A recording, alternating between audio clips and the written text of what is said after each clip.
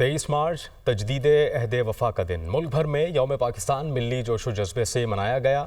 ऐवान सदर में मुसल्लह अफवाज की शानदार परेड, सदर ममलिकत आसिफ अली जरदारी की बतौर मेहमान खुसूसी शिरकत, वज़ीर आज़म शहबाज शरीफ, वज़ीर दिफा और मुसल्लह अफवाज की क़यादत भी शरीक हुई।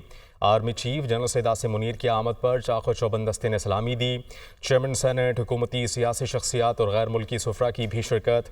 आर्मी, नेवी और फ़ज़ाइया के दस्तों का शानदार मार्च पास्ट, कौमी परचम को सलामी दी। सदर ममलिकत की रिवायती बग्गी में आमद, बिगल बजाकर आमद का ऐलान किया गया। सदर आसिफ अली जरदारी का इस्तकबालिया कमेटी के अरकान से मुसाफा।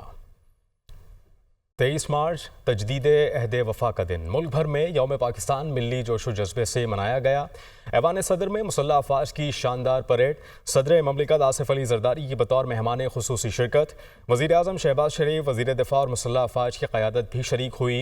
Army chief general Syed Asim Munir की आमद पर चाको चौबंद दस्ते ने सलामी दी। चेयरमैन सेनेट, हुकूमती सियासी शख्सियात और गैर मुल्की सुफरा की भी शिरकत। आर्मी, नेवी और फ़ज़ाइया के दस्तों का शानदार मार्च पास्ट, कौमी परचम को सलामी दी। सदर ममलिकत की रिवायती बग्गी में आमद, बिगल बजाकर आमद का ऐलान किया गया। सदर आसिफ अली जरदारी का इस्तकबालिया कमेटी के अरकान से मुसाफा।